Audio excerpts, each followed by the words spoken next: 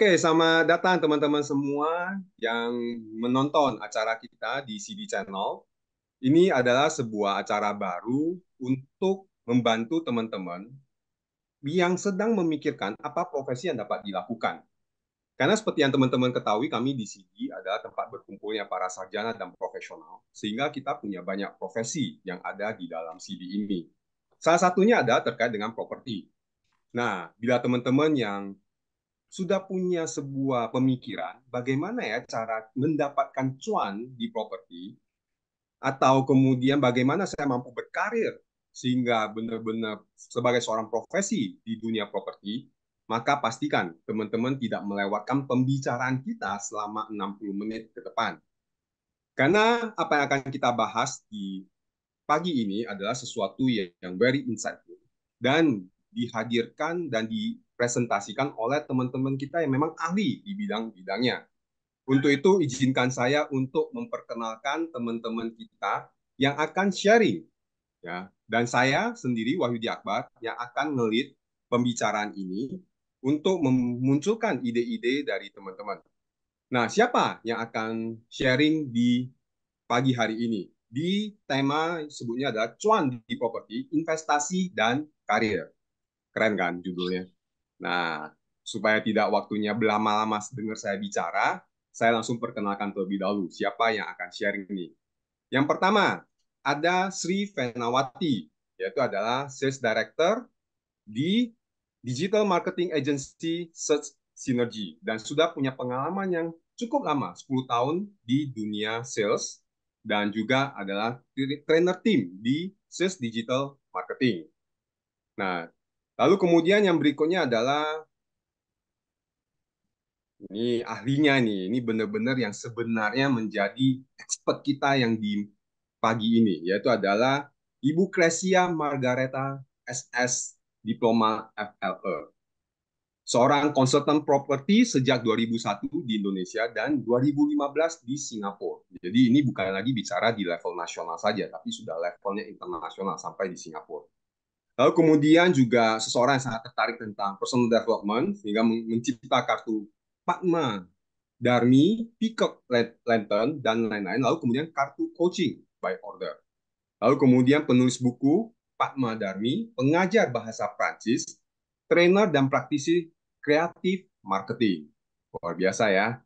Nah, ini narasumber kita yang kedua dan ahlinya di bidang properti. Lalu kemudian yang ketiga adalah Bu Susan Joko Sudirgo. Adalah seorang ghostwriter, Sahria Financial Planner, dan advertising dan PR branding selama 30 tahun. Nah, jadi teman dapat lihat ya beragam yang akan sharing kepada teman-teman. Jadi tidak hanya bicara properti satu hal, tapi bagaimana juga ekosistem yang dapat mendukung teman-teman berhasil di dunia properti ini. Dan yang terakhir adalah Hani Gunggoro, Bu Hani Gunggoro, CFA, seorang CFA charter holder, dan juga ThinkMap Personality Profiler. Lalu kemudian juga ada seorang public speaker and trainer, dan punya pengalaman 30 tahun lebih di dunia financial management, bisnis, dan individu. Lalu juga ada seorang executive search profesional. Banyak profesi, banyak bidang di CD ini. Nah, ini sekalian promosi CD juga. Jadi kalau teman-teman punya ketertarikan di CD, boleh segera hubungi sekretariat CD dan bergabung di CD ya. Oke. Nah, ini narasumber-narasumber harus saya stop share dulu ya. Halo, Bu Kres. Salam Halo, Yudi, semua. saya panggil nama aja ya. Izinkan saya di sesi Yes, 1 jam ini panggil nama aja, menghindari betul. embel-embel di depan. Halo Kresia, halo Hani, halo Susan, halo Yes. Vena. Hai, hai, thank you. Thank you ya sudah mau mengisi acara di CD untuk kepentingan teman-teman yang lain. Semoga pembicaraan kita di pagi hari ini benar-benar memberikan manfaat kepada teman-teman kita yang lagi bingung tentang properti, ya bagaimana berkarir ataupun berinvestasi di dunia properti. Nah, format kita adalah setiap orang kita akan minta untuk sharing terlebih dahulu terkait dengan 5 menit apapun yang di-sharing sebagai pembuka. Lalu kemudian setelah itu saya akan memfasilitasi diskusi. Ya, jadi setelah sharing dimulai dari Cikresia, lalu kemudian dari Kresia, lalu dari Hani, lalu kemudian dari Pena, lalu kemudian dari Susan. Setelah masing-masing sudah sharing 5 menit, boleh 5, boleh kurang, tapi jangan lebih dari 5. Ya. Setelah itu saya akan ngerangkum dan kemudian saya akan mengajukan pertanyaan-pertanyaan untuk membuka diskusi ini, dan juga teman-teman yang lain boleh ya saling bertanya, saling berdiskusi. Jadi tidak terpaku hanya saya saja. Oke, is it okay? Oke ya, oke, good. So kita mulai dari presentasi terlebih dahulu dari Kresia. Do you mind untuk yang membuka? Thank you, Bro, Oke, atas kesempatannya. Jadi dari pengalaman ya saya cerita, ini mungkin udah banyak ya yang kalau orang dengar agen properti pasti kan pikirannya, wah jual rumah nih, komisi gede gitu kan. Cuma gimana sih seluk-beluknya? Kadang-kadang kan kita mau dapat penghasilan lebih, tapi cara-caranya itu kita belum ngerti, sehingga orang suka bilang susah ya gitu jadi agen properti. Jadi sebenarnya kalau udah tahu trik-triknya gitu ya yang saya lakukan, dan di sini cuma di CD saya akan sharing gimana caranya. Jadi awalnya itu saya waktu pulang dari Swiss itu kan karena saya dapat beasiswa di sana ya. Nah, saya sering nih dengar-dengar dari murid-murid saya karena saya guru lab. Guru lab itu kan kerjaannya ngebenerin pronunciation ya, Bro ya. Jadi begitu saya dengar nih satu murid saya pegang kelas bahasa ini, kelas orang Asia. Jadi ada murid saya ada orang Jepang, orang China. Nah, orang China saat itu banyak nih yang ke sana belajar bahasa Perancis. Lalu saya dengar mereka kasak kusuk, katanya, aduh, tinggal udah berapa orang di dalam satu apartemen gitu. Saya bilang hati-hati loh, di sini nggak bisa karena nanti dideportasi kamu gitu. Nah terus mereka bilang gimana ya mau ngomong juga nggak bisa gitu kan, karena di sana kan di tempat saya di Neuchâtel itu di Switzerland penuturnya semua bahasa Perancis, nggak ada bahasa Inggris. Jadi akhirnya saya bilang ntar habis kelas saya anterin ya. Nah itu awal-awalnya tahun 99, tahun 99. Jadi saya udah mulai nih. Waktu itu saya masih nganter-nganter karena saya dapat beasiswa, saya nggak boleh kerja. Jadi saya di sana karena rajin, sering nganter sama yang agen properti di Switzerland dibilang Kelly nama agen propertinya, lucu pakai nama orang ya. Nah terus katanya saya dibayar 50 Swiss franc per setengah jam. Saya bilang enggak, saya nggak boleh terima uang, jadi ya lebih baik saya ini aja cuma bantu murid saya gitu kan. Magang waktu itu masih magang saya. Nah terus setelah itu saya jadi belajar, oh begini caranya mereka diantar gitu kan, cari properti, dan itu memang saya seneng ya, saya senang dunia servis pelayanan gitu. Jadi memang walaupun nggak dibayar, saya happy-happy aja karena walaupun di dorm saya di asrama saya waktu itu saya tuh sampai dianggap induk semang karena setiap kali ada yang datang saya nunjukin, oh kamar kamu di sini, saya nguasain lah satu area kompleks mahasiswa itu. Jadi saya seneng nganter-nganter dan buat saya itu jadi saya kenal Swiss gitu loh. Oh ternyata di sini ada ya, kan itu waktu saat itu bukan cuma murid saya tapi ada teman-teman yang juga minta bantuan karena saya lumayan fasih gitu bisa bicara, dan mereka seneng saya tahu seluk-beluknya gitu. Udah akhirnya naik kereta pergi nganterin pemain cello. Jadi dia pemain cello itu nggak gampang nyari properti. Di situ tantangan buat saya karena kenapa? Mereka tuh berisik. Jadi nggak bisa tuh. Nah ini yang saya pakai sekarang ini di dunia properti, saya mencari apa yang dibutuhkan klien gitu. Jadi singkat cerita setelah balik ke Indonesia, saya sempat ngajar. Saya ngajar di beberapa ada uni, tapi sebentar aja karena nggak lama hamil. Terus kata suami udah deh nggak usah ini, nggak usah ngajar lagi jauh. Waktu itu kan di Cipete ngajarnya daerah-daerah Jakarta Selatan lah gitu. Kata suami ya udah buka aja kantor properti. Nah, saat itu kita joinan deh beberapa temen gitu kan. Nah, singkat sudah akhirnya lumayan lah beberapa tahun, setahun itu saya penuh apa ya perjuangan lah. Tapi betul-betul yang namanya marketing properti itu yang paling diharuskan adalah kita bisa motivasiin diri kita sendiri. Gimana cara kita bangun mood kita, jaga state seperti yang kata Bro Wahyudi sering dengung-dengungkan tuh di acara wake up call atau apa, saya sering deh dengerin itu karena buat saya itu benar-benar membantu sekali. Saat pandemi, Bro, saya nggak pernah putus, saya tiap hari dengerin wake up call, jadi saya tuh semangat gitu. Nah, saat pandemi itu malah buat saya satu keberuntungan sendiri ya, karena kenapa? Orang-orang nggak jalan-jalan nih, uangnya ditabung. Nah, uangnya ditabung, terus habis gitu mereka juga ibaratnya satunya tadi sempit-sempitan rumahnya, kan jadi nggak punya hal lain yang dikerjakan, harus di rumah. Rumah nggak boleh berantakan, nggak boleh jelek, nggak boleh maksudnya sempit-sempitan gitu. Nah, di saat itulah booming. Banyak orang yang beli rumah, yang beli gudang. Gudang itu biasanya dipakai untuk nyimpen masker, nyimpen masker, alkohol, terus gudang sembako. Jadi saya di situ, wah panen deh.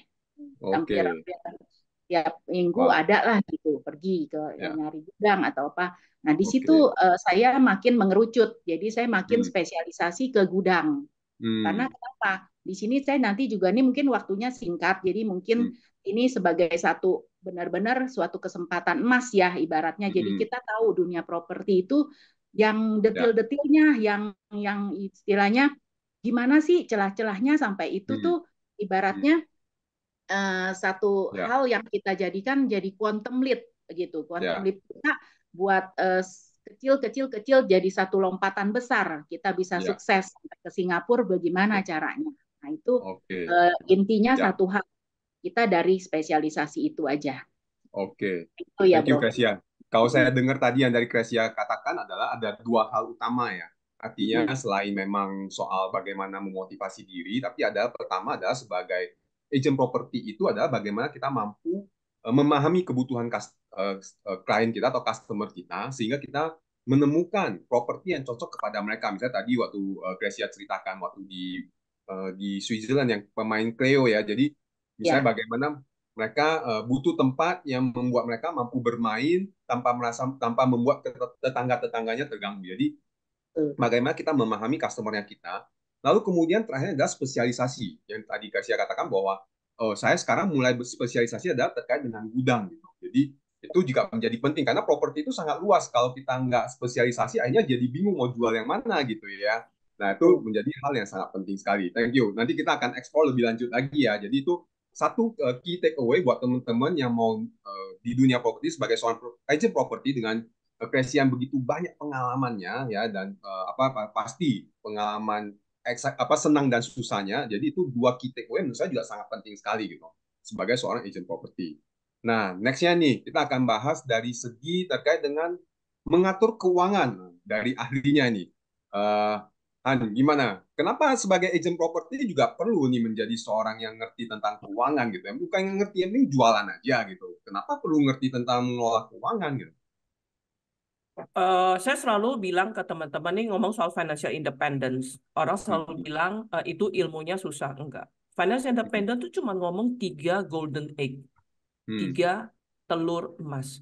1 money in, 2 money out, 3 money grow. Itu aja kan sebenarnya. Tinggal lo manage in sebanyak-banyaknya, spend money out-nya sesuai budget, money grow sebesar-besarnya. Jadi kalau menurut saya sih, dan kita kadang terpaku, gue nggak ngerti properti gitu ya, itu kayaknya susah seperti Yudi bilang. Tapi oke, kita lihat dari segi keuangan. Di balance sheet kita deh aset. Coba Yudi, atau Vena, atau Susan. Kadang kita lihat aset kita punya apa. Saya selalu ngajarin gampang kok. Lu punya kerja, punya aset atau enggak? Itu nomor 1. Salah satu yang diusulkan orang asetnya properti. Jadi menurut saya terlepas teman-teman stage-nya ada di mana. Berminat, sudah mulai, sudah kecemplung, udah jadi property agent tapi tidak sukses, kita perlu punya investment mindset dulu menurut saya. Itu yang pertama. Yang kedua adalah kita perlu punya side hustle sebanyak-banyaknya, penghasilan tambahan. Kalau misal kita sekarang bekerja, Vena punya pekerjaan, Susan juga punya, tadi saya dengar males kalau ada di Cibinong gitu ya. Dan maybe kita bisa dengan mindset yang tepat menganggap properti ini bisa menjadi side hustle kita. Dengan mulai sederhana. Kita nggak minta orang tiba-tiba jadi 1 juta property agent, no. Menurut saya, you have to ada minat kayak Klesia gitu, sepenuh hati, tapi you can become agent property untuk lo sendiri gitu. There are many way kita mencari tambahan income. Tinggal bilang, Han, Gue kalau ada yang mau bisa beli rumah lu, gue dapat komisi nggak? Zaman sekarang, Bo, udah sistem kolaborasi kok. Jadi menurut saya punya investment mindset dulu. Dua, belajar berpikir main hustle, side hustle. Kalau lu suka, ikutlah Malaysia. Lama-lama jadi main hustle. Nomor dua. Dan yang ketiga adalah situasi sekarang ekonomi lagi susah. Jadi jangan auban. Oh, gue cuma taunya legal. Gue cuma mau kerja di bank. Titik. Sibuk cari kerja dari bank satu ke bank yang lain gitu. Udah jangan auban teman-teman. Didengerin aja. Siapa tahu ada darah properti di hati kita yang bisa terbangunkan. Gitu. Ya. Pada akhirnya kita perlu bertahan hidup. Itu aja itu. Ya, oke. Artinya sebagai individu buat kita ini yang pada saat kita mau menjadi, bahkan kita udah jadi seorang agent properti, ya tentu kita tidak hanya sekedar misalnya tadi jualan untuk mendapatkan income. Kata gue ada 3 hal: how we get the income, how we manage our income, lalu kemudian how we grow our income. Ya. Nah, jadi nggak hanya sekedar kita dapat, tapi kita juga perlu mampu manage, kita punya income, lalu kemudian kita mampu grow our income gitu.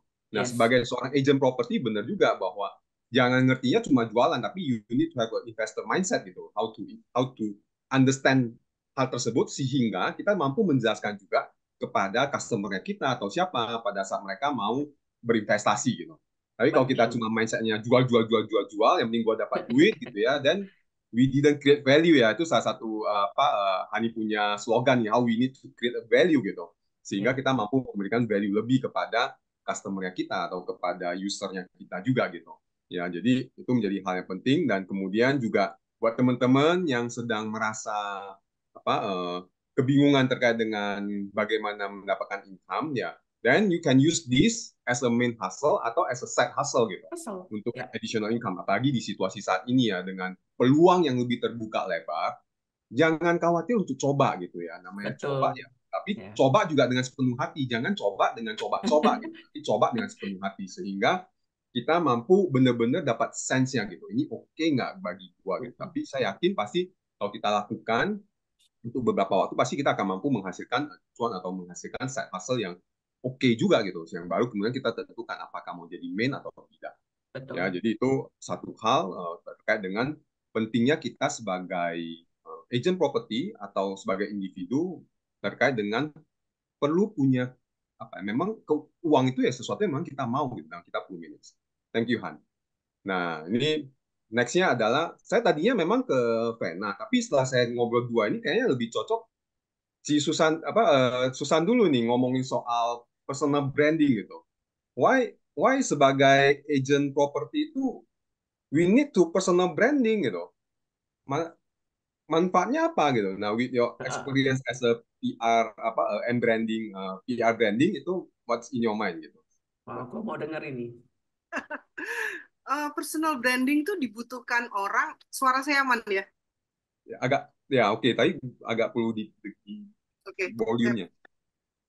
Jadi personal branding tuh teman-teman kita butuhkan sejak kita day one sampai one day.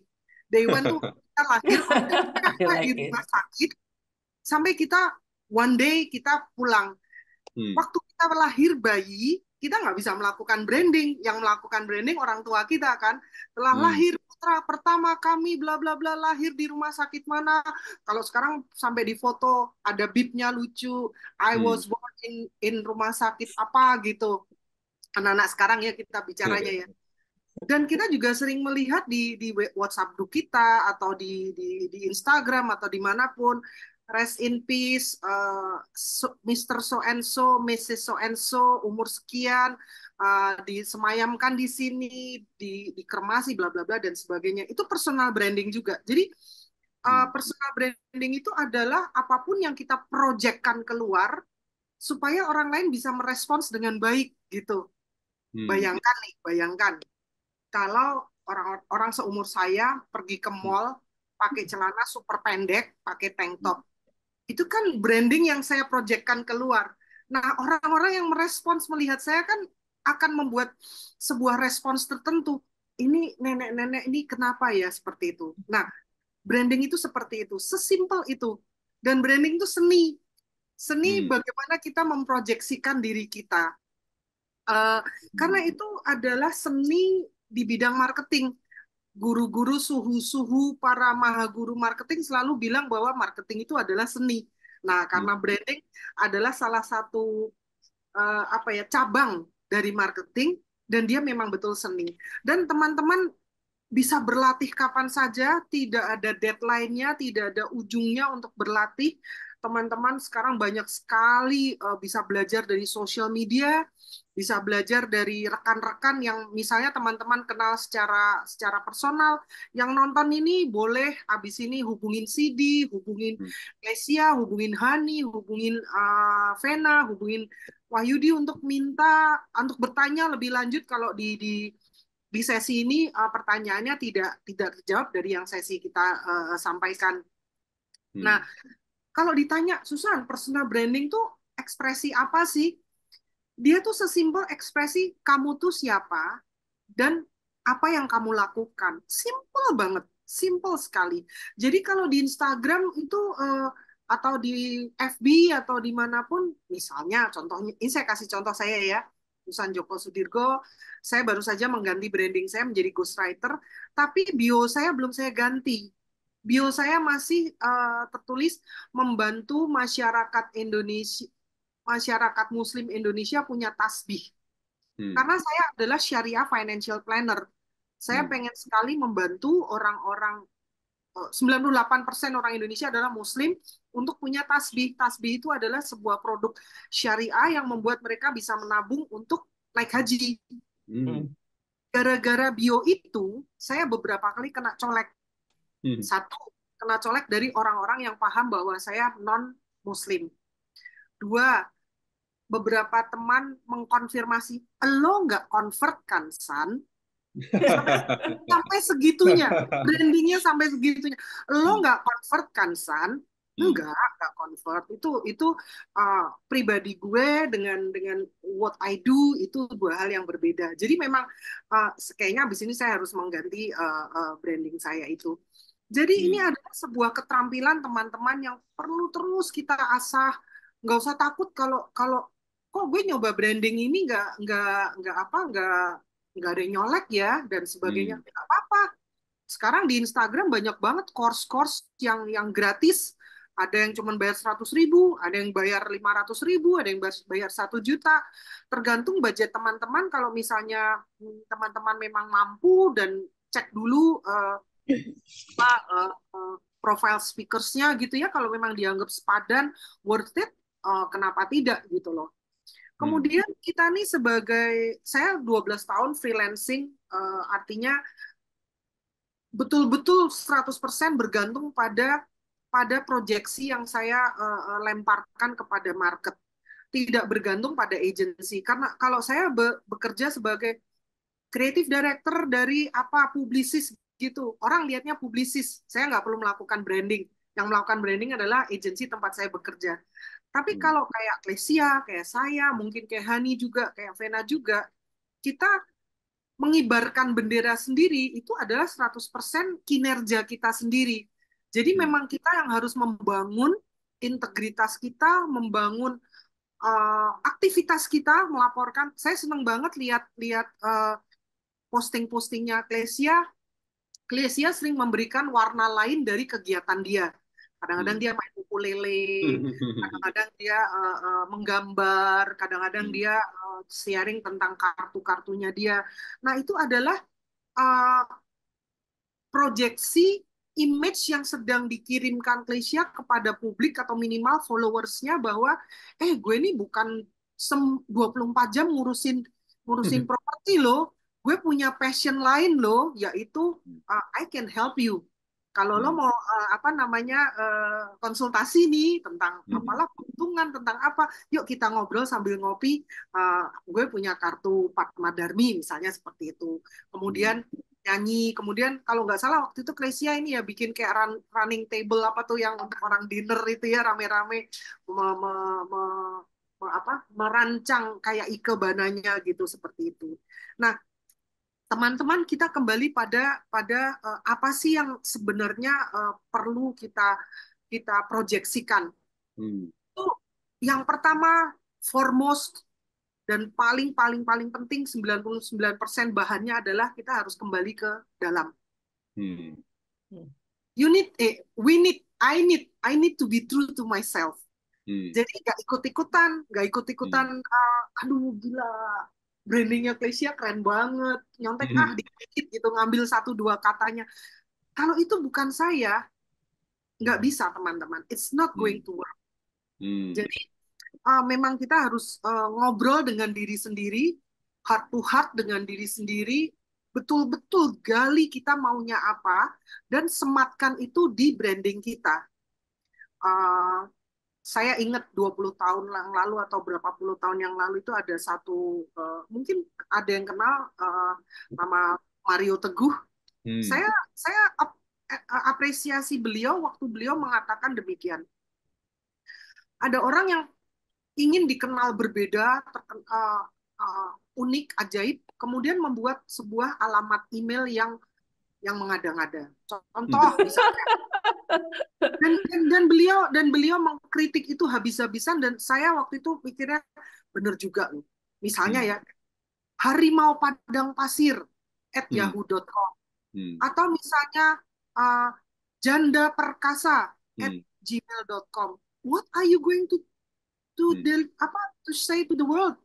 Ya toh, mending namamu, kalau namamu memang udah di taken by somebody else, ya kasih embel-embel kayak nama anakmu, misalnya Budi Prakoso, udah ada yang pakai itu, Budi Prakoso Budiman misalnya, karena anak pertamanya Budiman, dapat oleh Gmail, kan itu baik sekali seperti itu. Nah, itu mulai dari seperti itu teman-teman. Kemudian personal branding itu tidak hanya melulu tentang looks, tentang logo, tentang warna, bukan, sama sekali bukan. It goes back to your DNA. Kamu tuh siapa sih? Kamu itu ingin dikenal sebagai apa sih? Kamu itu spesialisasinya apa sih? Tadi pagi Hani sempat nanya, oh kamu ghostwriter. Nah, itu adalah salah satu hasil dari my new personal branding. Karena memang tahun ini saya switching karir dari konsultan independence di bidang komunikasi, saya mengurangi kegiatan itu, dan saya menambah kegiatan menjadi ghostwriter. Dan banyak teman yang mencolek saya karena, San, ghostwriter itu spesialisasinya nulis genre horor ya. Waduh. Nah, itu kan akhirnya edukasi kan, enggak, ghostwriter itu ternyata gini. Oh gitu. Ya udah, nanti kalau misalnya gue ada teman gue butuh, gue refer ke lo ya. Jadi even definisi ghostwriter sendiri perlu edukasi gitu loh. Jadi kita dinamis, hidup ini dinamis gitu. Jadi kita memang harus terus-menerus mereview 6 bulan ini kok nggak ada yang nyolek gue ya. 6 bulan ini kok nggak ada yang, padahal gue udah berusaha mati-matian, berikhtiar melakukan branding yang positif, yang keren, men-sharingkan aktivitas di lapangan ini. Nah, itu boleh tuh stop and think, konsultasi dengan orang yang memang expert di bidangnya, yang kamu percaya dengan dia. Nah, itu boleh sekali. Kayaknya untuk pemantik itu dulu ya, Yud. Ya, oke. Thank you, San. Ya, jadi ini juga salah satu kenapa kita juga melibatkan ahli di bidang personal branding, ya, Susan, untuk sharing juga kepada teman-teman di sesi hari ini. Ini contoh betapa untuk kita benar-benar mau sukses, kita perlu tahu cukup banyak gitu. Termasuk salah satu adalah personal branding kayak tadi, supaya kita dicolek gitu. Jadi kalau kita misalnya sebagai seorang agent properti, tidak ada yang mau istilahnya beli sama kita, ya mungkin itu salah satunya adalah kita perlu cek apakah kita sudah lakukan personal branding, kita sudah mengirimkan pesan keluar sehingga orang aware gitu. Ada loh misalnya si Wahyudi ini agent properti gitu. Jadi nggak tersembunyi di satu tempat di mana dilaci gitu ya, terus kemudian berharap ada orang yang colek gitu, tapi tidak melakukan sesuatu gitu. Nah, ini salah satu hal yang penting. Tadi juga ada beberapa tips yang dijelaskan oleh Susan terkait dengan bagaimana melakukan personal branding adalah juga true to yourself gitu. Jadi jangan lihat ada orang lain misalnya sama-sama agent property dilakukan ini, tapi sebenarnya tidak punya satu value ya, tidak punya value yang cocok dengan kita. Akhirnya kita malah jadinya nggak nyaman dan kemudian sending a wrong message keluar gitu. Nah, ini Nanti kita akan bahas lebih detail lagi. Tapi kalau nggak ada waktu, nah teman-teman nanti boleh colek. Ini teman-teman kita yang di sini semua ada di sosial media nih. Jadi nanti kita akan share di kolom description sosial media teman-teman kita yang sharing di pagi hari ini. Jadi nanti boleh langsung colek di DM aja untuk tanya lebih detail lagi. Oke, next-nya nih. Nah, setelah kita udah tahu nih tentang properti, apa sebagai seorang properti bahwa itu ada peluangnya, itu dapat cuannya gitu ya. Lalu kemudian sebagai seorang agent properti kita juga perlu mampu manage kita punya keuangan dan kemudian kita perlu juga melakukan personal branding supaya kita dapat dicolek. Nah, next-nya nih tiba-tiba muncul digital marketing gitu ya. Nah, ini apa hubungannya digital marketing sama properti ini? Nah, berikutnya. Gimana, Fen? Oke, thank you Kak Wahyudi. Oke, sebenarnya kalau ini sangat menarik banget ya. Tadi aku dengar cerita dari Ciklesia, Cihani dan juga Cisusan yang aku juga membuat rangkuman yang sangat keren banget sih. Yang aku langsung poin-poinnya itu yang dimana dari segala hal yang apalagi terutama pada properti itu kan sekarang ini properti itu juga lagi booming banget ya. Dan lagi penjualan pun kalau yang dulu penjualannya masih seperti membrandingkan diri gitu kan. Apalagi kalau dengan sekarang ini yang sudah ke arah semuanya, ke arah internet semuanya, yang dimana itu semua kita harus memerlukan jaringan untuk teknologi digital. Itulah kenapa digital marketing itu penting banget untuk mendukung si suatu usaha itu sendiri ataupun dari properti. Ini semua sangat berkaitan banget dari apa yang disampaikan dari Ciklesia, Cihani dan juga Cisusan. Namun bagaimana caranya seperti itu. Jadi seperti kayak kalau dari Cisusan dia bilang sebagai ghostwriter. Ghostwriter itu secara langsung kan dia menulis artikel ya. Nah, kalau dari sisi digital marketingnya bagaimana? Kalau dari sisi digital marketing itu kita memerlukan strategi dan juga analisa. Kita cari tahu, kita mengecekkan keyword apa sih yang saat ini lagi tren, keyword apa sih banyak orang yang dicari sehingga mereka yang datang ke kita tanpa nggak sengaja tuh mereka yang mencari ke kita seperti itu. Terus juga ataupun juga dari tadi juga ada disampaikan yang apa yang dibutuhkan klien gitu. Sama halnya nih sebenarnya dari digital marketing juga kita perlu pahami apa yang dibutuhkan dari sisi agent properti. Apa yang ingin di-brandingkan, apa yang ingin ditonjolkan, service apa yang ingin ditonjolkan. Lalu juga untuk mengenai soal dari segi keuangan itu juga sebenarnya kurang lebih kembali lagi memang kita kaitkan atau aku kaitkan mengenai investasi. Karena dalam digital marketing sendiri kita pun harus menginvestasikan, misalnya menginvestasikan dalam suatu website ataupun dari website itu sendiri terdapat artikel yang blog yang dimana orang ketika mengetikkan keywordnya orang yang akan masuk ke websitenya agent properti seperti itu. Karena kenapa website sendiri pun juga merupakan suatu your business face lah ya. Jadi itu yang akan menonjolkan siapa aku, usahanya apa, terus lakuinnya apa. Di situ semua terlihat secara branding itu tuh dari website tersebut kelihatan semua, namun secara point of view-nya yang utamanya yang akan lebih ditonjolkan. Contoh, saya tidak seperti yang tadi Ciklesia menyampaikan, saya penjualannya lebih ke arah gudang. Nah, karena tadi juga dibilang properti kan banyak.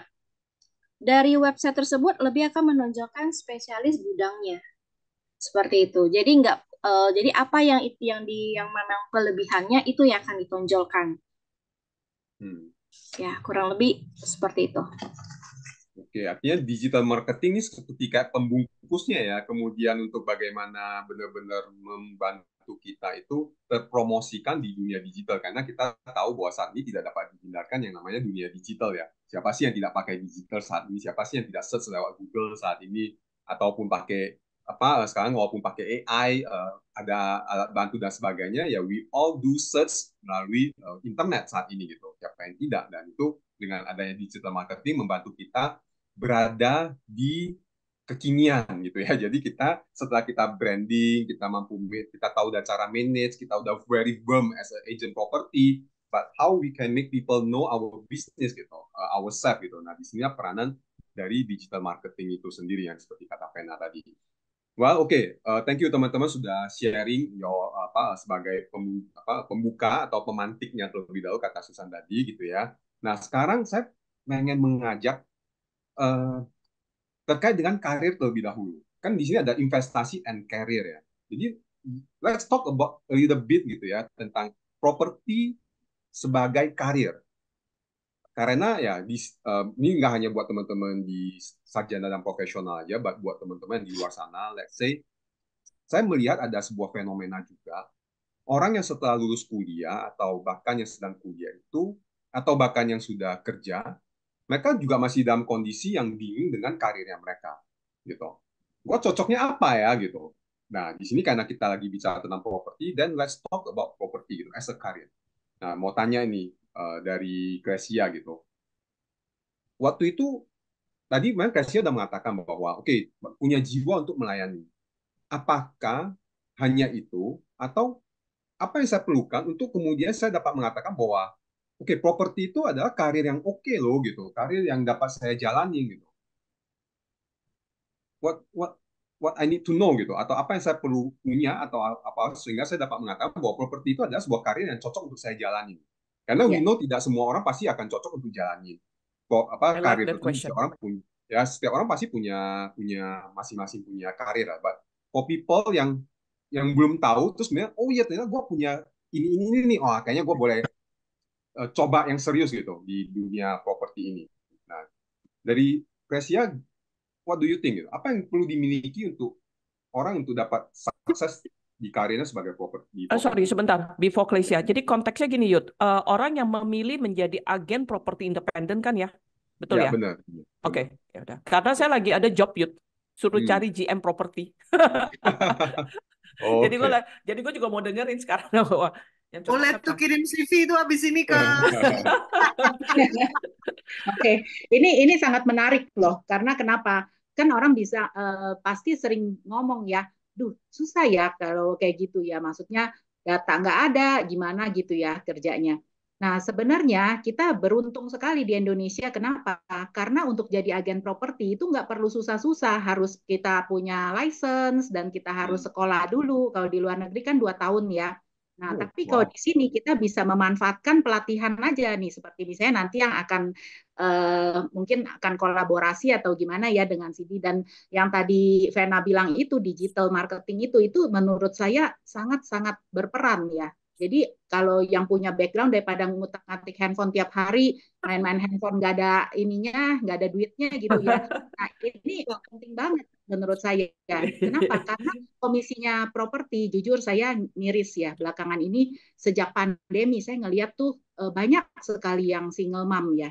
Saya jujur saya berangkat dari sana sebenarnya kalau secara harus ya saya nggak wajib juga kerja gitu kan. Cuma saya melihat bahwa saya punya tanggung jawab moral. Gimana kita bisa bermanfaat buat sekitar gitu kan. Nah seperti CD ini saya sangat concern. Kenapa? CD ini bergerak di bidang pelatihan sejak dulu dan itu yang jadi passion saya. Saya memang dari dulu bergerak di bidang pendidikan, dosen dan selalu bikin pelatihan entah di IG saya juga saya selalu kasih tips. Yang mungkin kata teman saya, Kles, lu kasih tips terlalu daging deh, Kles. Jangan dong. Ntar kita nggak ada iniannya nih, nggak ada kerjaannya. Tapi menurut saya kenapa? Kita kalau sekedar ngasih yang kayaknya ibaratnya, saya kutipannya itu tetelan. Jadi bukan daging tapi tetelan. Itu menurut saya tuh nggak ini juga nggak ngeblend dengan branding saya. Itu bukan signature saya. Kenapa? Karena saya tipe yang serius ngajarnya gitu, bukan tipe yang kayaknya asal dapat traffic deh. Ya mungkin Vena tahu tuh asal dapat traffic, algoritmanya jalan, pokoknya yang aneh-aneh gitu, yang dibikin tadi dibilang Susan janda perkasa lah atau apa gitu, itu maksudnya bukan saya banget gitu. Saya punya signature saya sendiri dan di situ saya mau ngajak yuk teman-teman yang maksudnya masih bingung mau kerjain apa gitu, tapi mau ada uang. Nah di properti itu betul-betul pilihan yang tepat. Kenapa? Properti itu selain kita belajar, kita juga nanti pada saat nih misalnya kayak seperti saya ada yang nitip-nitip nih, saya perlu nih buat berobat. Nah pas kita kebetulan misalnya taruh di, mungkin ini Hani yang lebih piawai nih, daripada taruh di bank misalnya sekian gitu, punya uang 1 M misalnya, taruh di bank misalnya berapa persen, tapi ini di properti bisa balik nih dengan cepat, katakanlah 3 minggu, 2 minggu, 3 minggu deh gitu bisa langsung jual beli lagi. Nah itu udah untungnya udah lumayan berapa puluh persen gitu kan. Ya itu pilihan karirnya. Ada yang mungkin mau masuk jadi agen, atau ada yang mau jadi investor, atau ada juga yang misalnya, oh saya nih pengen jadi pengembang. Nah ini sekarang saya udah mulai masuk ke sana, karena kenapa? Kadang-kadang kita melihat ya, saya memegang satu trust dari klien saya itu sejak lama, dari tahun 2001 ya, jadi klien saya ada tuh yang ngikut dari tahun 2001, itu loyal customer terus, banyak yang begitu, itu dari mulut ke mulut. Saya jaga image itu, saya jaga brandnya saya tuh gimana. Jadi mereka itu sering bilang saya, Kles, ayo Kles kerjasama, kita punya tanah nih, nah kamu ada yang bangun nggak? Nah kebetulan kemarin saya. Nah, itu pentingnya branding ya. Makanya nanti kalau mau tanya-tanya lebih lanjut sama Susan itu pakarnya lah. Branding itu betul-betul perlu. Yang saya lakukan itu memang nggak ada uangnya, nggak ada apa-apanya lah. Saya ngajar dengan rajin gitu di Threads ya, di medsos. Selalu saya kasih video atau apapun yang berguna buat pelatihan gitu. Tapi banyak yang datang ke saya bilang, saya mau nih kerjasama gitu. Saya akan bangun, kebanyakan kontraktor ya. Mereka kontraktor, mereka bilang saya bisa bangun proyek gitu. Udah mengerjakan di Kalimantan ini, dan mereka mau datang ke sini, datang ke Jakarta, mereka bangun dengan tanah kerjasama, dan kita sebagai marketingnya, sebagai yang memasarkan itu sangat enak. Kenapa? Karena kita jadi solo agent. Jadi solo agent ibaratnya kita tinggal jaga gawang gitu loh. Jadi kata pepatah, dusta apalagi, nikmat apalagi yang kau dustakan gitu. Udah kurang apa lagi di Indonesia, enaknya sampai semuanya udah tersedia. Ini yang menarik, sorry. Iya, aku juga bentar, Yudi dulu. Artinya kan memang itu clear ya, properti itu punya peluang yang sangat luar biasa di Indonesia dari saat ini tanpa perlu izin dan sebagainya gitu. Nah, so for newbie nih, terutama untuk newbie yang belum terjun ya, kalau kayak biasanya kan udah enak ya gitu, udah you have that mindset, you have that experience dan sebagainya, udah tinggal jalan. Udah kecemplung, udah basah. Gitu. Nah, pertanyaan adalah untuk orang yang belum cemplung nih, dia lagi ngukur di dalam dirinya, gue cocok nggak ya di karir di properti? Apakah tadi saya dengar jadi ada agent, ada pengembang atau apa gitu? But let's say as a agent property dulu, apa yang saya perlu aware sehingga saya dapat mengatakan, okay, this is for me. Oke, satu hal ya. Jadi kalau misalnya belajar agen properti, mungkin buat yang newbie bingung kan, saya cari data dari mana? Saya nggak punya network, dan saya nggak punya, ibaratnya, oh yang nitip nggak ada ke saya. Saya itu seburuk-buruknya deh, ceritanya nggak ada keluarga yang punya properti atau apapun, seorang diri aja gitu. Nah, di saya itu dia enaknya kenapa? Makanya kita di CD ini adalah komunitas yang sangat bagus ya buat belajar. Kita menyediakan semuanya. Jadi di saya pribadi, saya tuh memberikan, saya mentoring. Jadi semua yang ikut di saya itu dari zero. Benar-benar nggak tahu apa-apa, newbie. Dari lulus SMA gitu. Punya profil seperti apa nggak, Kles? Gitu. Misalnya, saya nggak tahu apakah itu pertanyaan Yudi, tapi saya mau nanya yang sama dengan Yudi. Jago jualan, jago ngomong, atau apa atau gitu. yang penting mau belajar gitu, terserah dah mau apa, yang penting cuma mau belajar gitu. IQ di bawah 100 juga pasti bisa gitu. Kira-kira gitu. Aku mau jawab. Seru nih, seru. Soal karir ya, kita bicara karir. Sekarang kita kan mau bicara sama teman-teman Gen Z. Dan teman-teman Gen Z itu punya label yang positif dan tidak terlalu positif juga, yang katanya saya banyak banget kerja dengan teman-teman Gen Z, energinya gila-gilaan, stok energinya banyak banget, stok kreativitasnya undeniable, stok semangatnya undeniable. Tapi kalau lagi kena batu sedikit aja, kubrak, hilang dan sebagainya. Nah, bicara tentang karir, saya rasa bukan hanya di properti, dimanapun. Semua harus dilewati dari nol. Nggak ada bisa langsung jago tuh nggak ada. Harus sabar berlatih. Kumpulkan sebanyak mungkin your mistakes. Mistakes sebanyak-banyaknya. Jangan alergi sama yang namanya mistakes.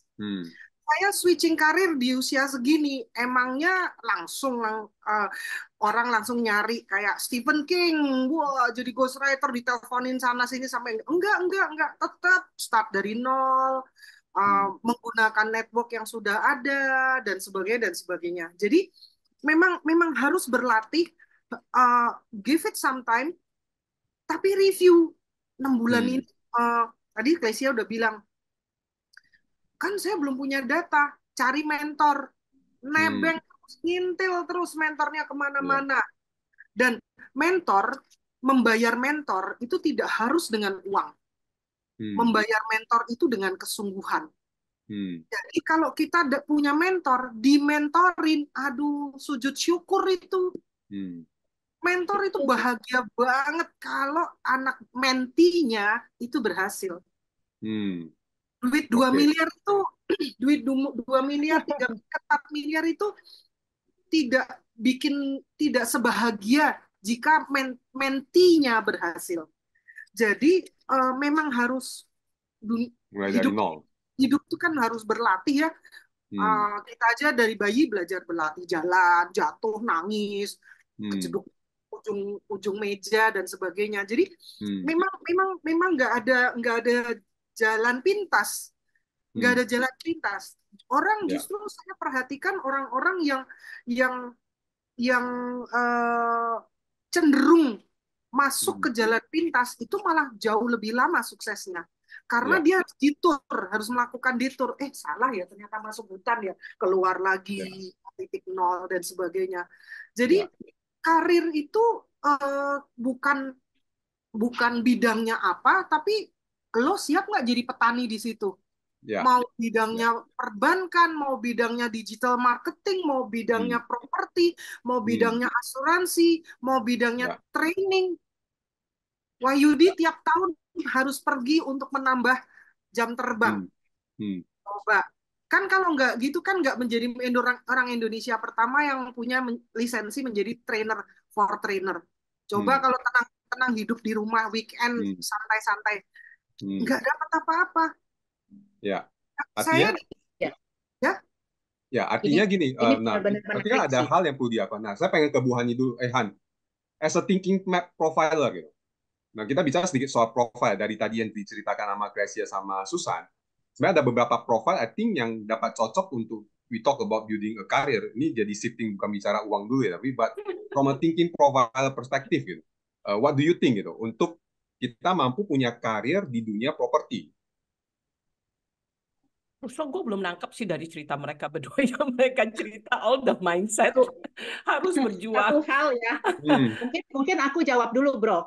Soalnya yang tadi dibilangin tentang Gen Z itu betul. Dan makanya kenapa aku mau jadi mentor.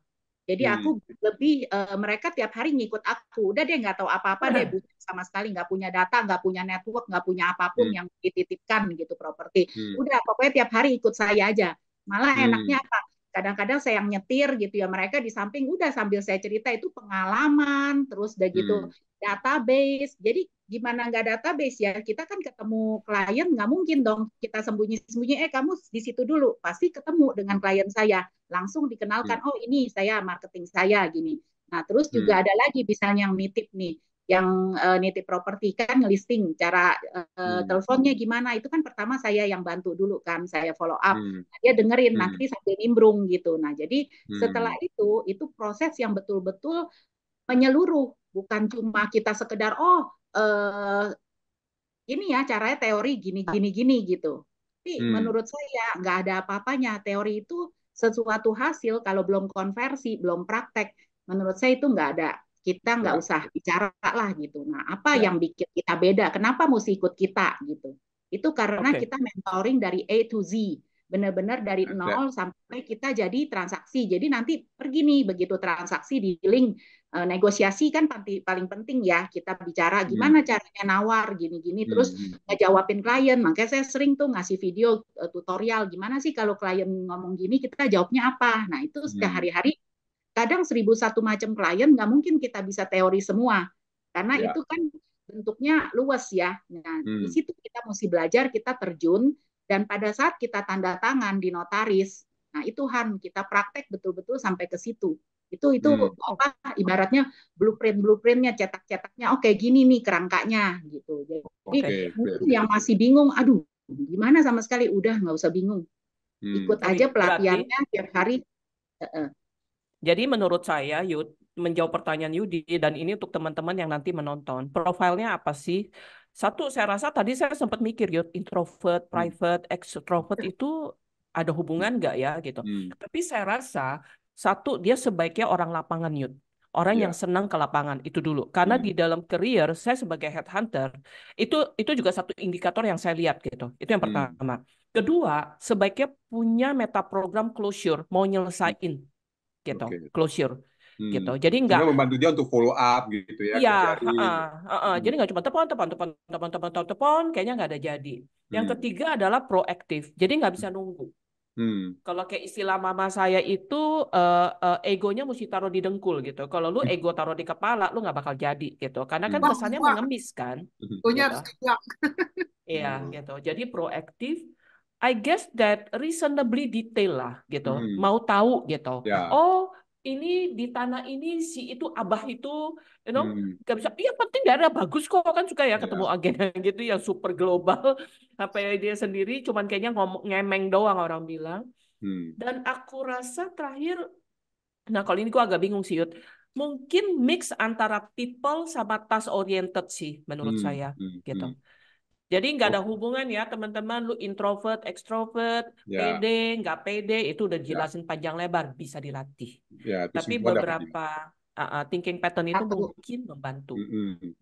Oke, ya pagi tadi detail juga tadi dari Kresia sempat ngomong ya bahwa perlu legal, tanda tangan, notaris dan Ya, sebagainya. Jangan nggak mau mau, tahu, baca aja nggak ya, mau gitu ya. ya, Tiba-tiba ya, loh, kok beda gitu ya, ya. Nah, itu ya, harus ya. Yang penting jujur. Soalnya satu Oke. hal nih yang sangat sayangkan ya, banyak orang yang maunya udah aja dapat uang gitu kan. Nah, pada saat properti itu bukan uang kecil. Jadi komisi kita kayak seperti kemarin ada yang nanya kan lagi ngediling gedung ya. Nah, gedung itu kan 325 M. Dikasih komisi, ini enaknya nih kalau jadi marketing. Kita dikasih komisi tuh 2% sampai 2,5% gitu kan. Nah, itu ada pembagiannya dengan kantor, nanti skemanya kita bisa jelaskan. Yang penting ini intinya dulu. Dari sini kita nggak cuma dapat listing, tapi kita dapat networking karena orang yang nitip properti itu biasanya bukan cuma punya satu properti. Biasanya sekali nitip itu dia satu personal bisa punya 20 properti, 30 properti, ada yang 50 properti gitu. Nah, itu bayangkan gimana level up kita gitu dengan kalangan yang seperti itu. Jadi ibaratnya udahlah gampang aja buat kita mau ngapa-ngapain gitu. Itu bukan satu hal, itu treasure ya buat saya, betul-betul kenal orang begitu tuh saya bersyukur banget. Karena kita bicara Sorry, kita kalau bicara boleh saya usul ya, I think kalau kelasnya Klesia, saya kebayang gitu ya. Udah ngomong, saya juga punya teman yang cuman mau pegang di atas 500 M. Saya sampai pikir 500 M atau juta M. Jadi nah, tapi kalau boleh kita ngobrol sedikit untuk teman-teman yang gak ada bayangan Klesia gitu, yang baru mulai. yang ada. Iya, yang jual satu aja.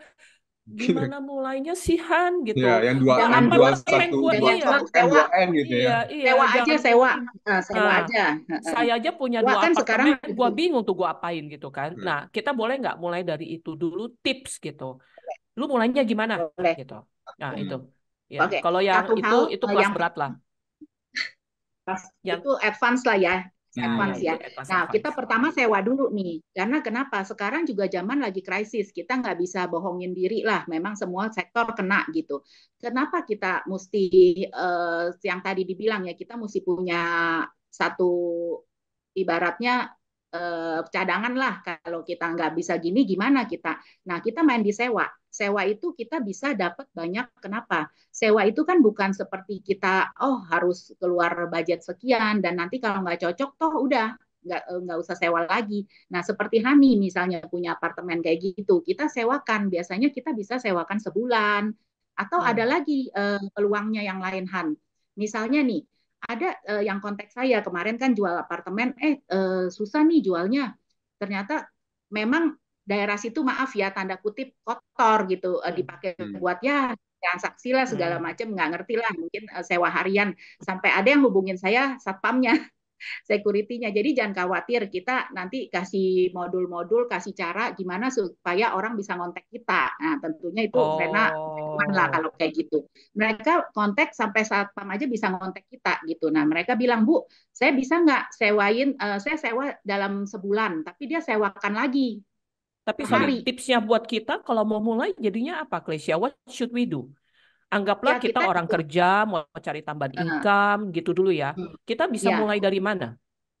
ikut daftar aja, ikut pelatihannya. Jadi dari situ kita baru Oh, tiap hari saya kasih data, terus saya kasih cara. Jadi sambil jalan, sambil properti itu gimana ya? Properti itu satu hal yang betul-betul luas yang nggak kita bisa, karena kita berhubungan dengan manusia gitu, dan itu banyak, ada dari kobroknya. Kobrok itu kan ada rekan yang sesama agen gitu. Nah, kadang kita juga nggak dapat jual sendiri atau nggak dapat sewa sendiri, tapi kita dapat temen. Misalnya, Kles, saya agen juga, saya mau dong, seperti tadi dibilang kan, oh zaman sekarang nggak ada, semua sinergi, pasti harus kerjasama. Jadi kita nggak usah khawatir, entah itu satpam, entah itu teman agen, atau kadang-kadang Pak Lurahnya setempat, RT-nya gitu kan suka nyari, Les, saya nyari nih daerah sini nih, kamu ada nggak gitu. Oh ya, ntar saya ini saya lihat. Sorry, Klesia. Jadi ikut pelatihan itu penting ya? Ikut pelatihan penting. Karena kenapa?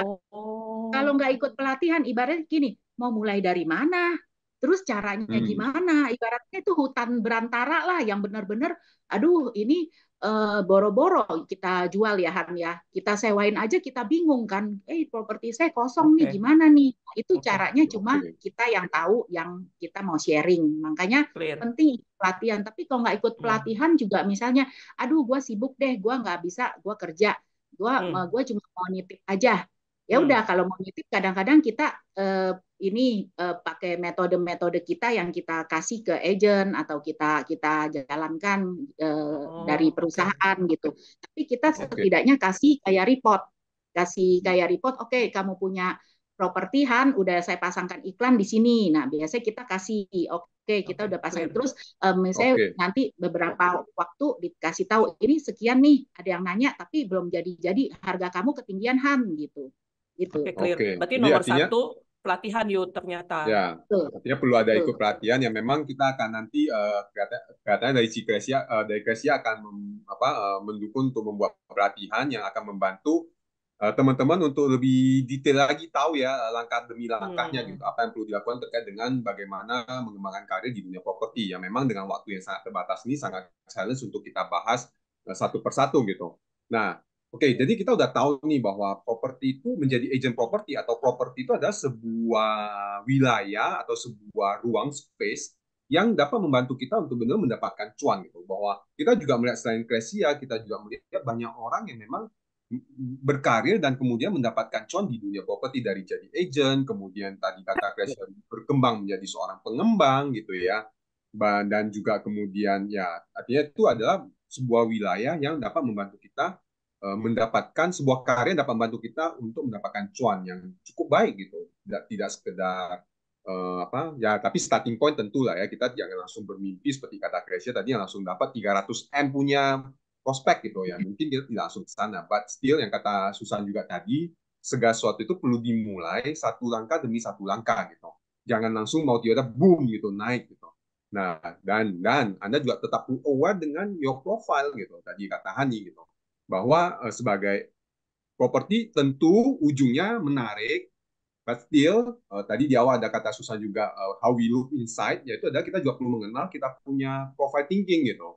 Apakah saya orang yang punya kecenderungan sukanya di belakang meja, di belakang layar, office, dan maybe ini perlu kita kembangkan untuk mau ke lapangan gitu, mau turun, mau ketemu orang, mau ya istilah mau di lapangan lah ya, mau turun ke pasar gitu, terus kemudian mau detail, terus kemudian mau proaktif, mau punya people concern terhadap orang juga gitu. Nah, itu adalah hal-hal yang kita juga perlu cek ke dalam diri kita ya. Nah, ini adalah beberapa hal yang kita perlu sangat aware sebagai untuk berkarir di dunia properti. Nah di sini saya pengen ke Vena ini sebelum nanti ke yang lain atau mau nanggapin gitu. Nah, saya mau nanggapin sebentar, saya mau nanggapin. Oke, silakan. kalau udah jelas tahu, tadi Klesia udah bilang tentang cuannya, nyata, dan sebagainya. Mau kamu introvert 100%, nggak ada extrovert. If you really need the money, you will do it. Jadi ini urusannya adalah dengan tadi di awal kalau nggak salah Klesia yang bicara tentang salah satu sarana untuk bertahan hidup. Semua orang harus bertahan hidup. Semua orang perlu mensupport dirinya. Jadi saya beberapa kali mendapat masukan dari orang-orang yang sukses di bidangnya itu katanya ini bukan masalah bisa atau nggak bisa, tapi lo mau apa nggak mau gitu loh. Katanya tadi apa ego ditaruh di dengkul. Kalau saya sih aneh. Itu kata Ego mak saya gua. buang, Itu kata saya mak gua. buang. Gak jelas di mana tuh ego. Jadi kalau memang you really need that money to support your life, ya udah kasih waktu sebulan ngintil sama expertnya, disupirin, enak kan? Kadang Duduk di gantian loh, saya yang disupirin, jadi gantian ya. Nah, kan mendengarkan karena experience itu first hand experience itu mahal luar Harus biasa. diakui itu betul. Ya. Mahal luar Dan biasa. cuma sama Sidit aja saya mau berbagi. Biasanya gini, saya jujur trauma. Being attached dengan seseorang yang ahli dan orang itu mau di-attach, mau ditempelin, ikhlas. Waduh, mau nyari di mana? Kalau kayak gitu aja dia masih bilang, aduh saya introvert nggak ya. Nah itu pikirkanlah bahwa yang namanya listrik harus dibayar, apa tuh namanya makanan harus dibayar, sandang pangan papan harus dibayar gitu loh. Who's going to pay that gitu. Jadi urusan introvertan tuh dipinggirin dulu gitu. Sampai kamu mendapatkan income yang kayaknya udah bisa bernegosiasi. Gue kan introvert, gue nggak mau ketemu lagi deh sama orang dalam seminggu. Ya nggak apa-apa, itu pilihan. Turunin jadi 5 orang. 5 orang waktu 5 yang untuk ketemu orang buat apa? To follow your passion, senang main gitar, ya udah main gitarnya terus gitu loh. Tapi hidupmu sudah tercukupi dulu. Urusan introvert nomor 38. Yang penting cuman dulu. Kalau buat saya seperti itu. Jangan banyak cincong lah istilahnya kayak gitu ya. Saya pasti satu Bro Yudi, saya cuma mau orang yang betul-betul jujur. Jangan sampai nih saya yang tadi saya bilang trauma, karena pernah saya latih marketing itu bawa lari duit komisi. Memang bukan lari bawa uang DP, enggak. Karena DP semua masuk ke rekening perusahaan, kantor ya. Nah, tapi yang bahayanya apa? Kadang-kadang image mereka yang jelek itu kena ke kita. Karena kenapa? Marketingnya mereka taunya si Klesia gitu. Makanya biar gimana pun kenapa saya mau mentoring sampai mereka bisa jalan sendiri. Dan itu benar kata Susan, itu gak semua orang ikhlas gitu ya. Karena itu kan ibaratnya sharing betul-betul prioritas kita lah gitu. Betul. Ya gitu. Oke. Gitu. Boleh aku juga nambahin sedikit nggak ya? Nah, gantian. Ya.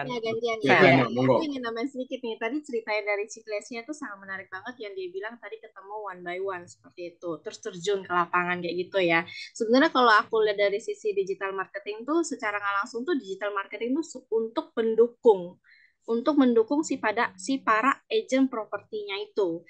Karena karena waktu kan hanya 24 jam ya, dan nggak mungkin kita langsung harus ketemu orang dalam waktu 24 jam. Kita punya maksimalnya juga seperti itu.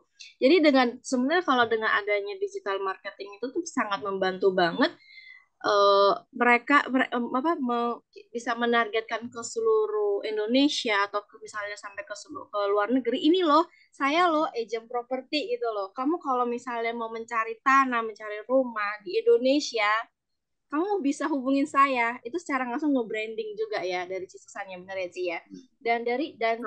Dan digital marketing itu membantu mendukung dari brand dari si usaha si agent propertinya itu sendiri. Itu tuh sangat efisien lah ya, bisa dibilangnya efisien dan efektif juga gitu. Oke. Ya. Wah, ini kita waktunya udah 60 menit aja nih. Iya, Oke. udah lewat Ya, nggak aja. berasa banget. Itu yang tadi Hani bilang, Han, yang tentang kita kalau misalnya mentalnya merasa kalau ngejual itu kan ibaratnya levelnya di bawah sama yang di bawah dari yang penjual atau yang pembeli gitu kan. Kita agen tuh ibaratnya ini banget deh, underdog banget gitu kan. Bukan, sebenarnya kalau dengan kita ikut pelatihan enaknya apa? Itu kan di bawah naungan saya ya. Kita kalau yang udah level begini, kita tuh udah bukan seperti Iya. di bawahnya mereka. Jadi ibaratnya kita tuh yang dicari. Saya mau Iya. lakuin, saya udah titip kemana-mana nih properti tapi nggak laku. Saya minta tolong kamu dong. Nah dalam hal itu kan dia yang butuh kita. Nah pada saat kita membawa marketing kita, itu levelnya dia juga udah level up, udah ke kita gitu. Oh, Dan orangnya saya Klesia punya gitu ya. Orangnya ya, Klesia dan ya. itu Ya. dan ini saya kenalin sebagai ini yang bantu saya nih. Nanti sehari-hari ini yang sama dia. Jadi saya tuh udah kalau istilahnya Susan udah nge-branding dia dengan tambahan plus-plus lah gitu. Added Ini loh value, dia. added value. Nah, Ternyata ya ngomong udah properti itu mesti 3 jam deh. Udah bener itu Iya, kayaknya kita awalnya. perlu Nggak ada seri bisa berikutnya nih nih. begini. Nggak ya bisa bener. ini cuman begini. Seru soalnya seru. Tapi Belum lagi Sebelum sebagai jadi prolog itu baik menurut saya. ya. Jadi salah satu yang saya tangkap ya, saya ngomongkan sebagai career eksekutif. Jadi penting satu perlu mau atau enggak dulu. Kita mungkin tidak tahu bisa sukses atau enggak, tapi satu hal yang saya pelajari dari Klesia, ikut dulu pelatihannya. Karena itu rimba belantara. Lu nggak bisa mencoba ini, coba itu gitu ya Klesia. Dan Klesia bersedia membuka kelas pelatihan, terutama untuk anggota CD. Hmm. Oke. Wah, ini beruntung sekali yang bergabung ke sini Iya, ya. hoki banget Ya, ini. Hoki. Oke. ya. Oke. Oke, Oke, clear. waktu memang terbatas. Saya pikir satu hal yang menarik buat teman-teman yang nonton, mudah-mudahan expert kita yang hadir hari ini berempat ini mau meluangkan waktu lagi untuk kita bikin Zoom atau ini sebenarnya kita record ya nanti kita akan tampilkan di CD channel ya. Mudah-mudahan mereka mau meluangkan waktu untuk kita membahas dari ini investasinya belum dibahas nih gitu, karirnya belum selesai gitu ya dengan waktu. Iya, dia belum beres. Masih banyak nih. Semoga teman-teman Vena, Susan, Hani, Kasia mau meluangkan waktu lagi di lain waktu dan kesempatan untuk kita melanjutkan diskusi ini. Kalaupun tidak, ya nanti kebetulan Vena juga udah ada sempat diskusi dengan Kasia ya untuk bagaimana kita nanti membuat tentang pelatihan ini gitu untuk PCB gitu. Yang dimana tentu kita juga pasti akan melibatkan ada Susan, ada Hani untuk membantu memperluas Anda sebagai seorang untuk berkarir dan sukses di properti ini. Exactly. Nah, ini sesuatu yang menurut saya luar biasa ya, karena lengkap gitu, tidak hanya sekedar bicara dari satu sisi gitu, tapi kita melihat dari berbagai sisi ini gitu yang akan membuat kita sukses gitu. Jadi sayang sekali ya teman-teman semua juga, I'm very sorry dengan waktu yang sangat terbatas ini gitu ya. Kita perlu mengakhiri pembicaraan kita di siang hari ini, udah siang juga di siang hari ini. Semoga kita dapat melanjutkan lagi. Mari kita put intention, kita dapat melanjutkan lagi di sesi berikutnya ataupun di workshopnya kita gitu ya, di pelatihannya kita untuk membantu teman-teman di luar sana berkarir secara sukses di properti ini. So, thank you. Boleh nggak satu hal untuk nutup? Oke, silakan. Aku mau ngomong, ini benar-benar satu hal yang aku sangat antusias banget. Dari dulu aku udah vision bahwa ini bisa berhasil dan jadi satu seperti UMKM lah di CD gitu. Dan sangat perlu bantuan dari teman-teman semua. Dan ini betul-betul satu hal yang ibaratnya nyambung sekali antara digital marketing, branding, terus financial, sama yang satu lagi NLP-nya Bro Wahyudi itu sangat penting. Karena kenapa? Satu hal yang mau saya tekankan di sini buat marketing saya, buat semua orang, ingat, kita nggak menjual, kita membantu orang untuk membeli properti. Itu. Oh, it's a good frame. Oh, it's a good frame. Ya, itu yang mau saya tutup. I like it. Ada lagi teman-teman yang mau closing statement sebelum dari saya aman. Ikuti pelatihan CD ini kalau saya. Pertama melangkah deh, beneran. Benar loh. Saya baru kita sadar tidak juga. menjual pelatihan kepada teman-teman. Kita membantu teman-teman jadi ahli dan pintar di bidang sebagai seorang mindset-nya beda. mindset-nya dan Ya, sebagainya. ya, Mindsetnya ya. beda. I Itu like aku Oke, it. so Pengalaman dari juga Bro Yudi, bertambah. dari Wake Up Call. so anyway, thank you, Thank you so Kresia, much. for your inisiatif ya. Nanti menurut saya ini inisiatif dari Kresia. Thank you for menginisiasi hari ini gitu ya, sehingga kita dapat hadir acara hari ini, dan juga thank you kepada Hani, Susan, dan Vena yang sudah mau support, sehingga kembali lagi without all of you maka hari ini tidak akan ada terbentuk gitu. So really thankful mewakili CD, sangat berterima kasih kepada teman-teman semua dan juga kepada teman-teman yang menonton. Saya sangat yakin teman-teman akan mendapatkan manfaat, dan jika mau tahu lebih detail lagi, jangan ragu untuk lihat di description informasi-informasi dari teman-teman kita ini dan kontak mereka, dan we will inform you soon gitu ya terkait dengan pelatihan. Oke?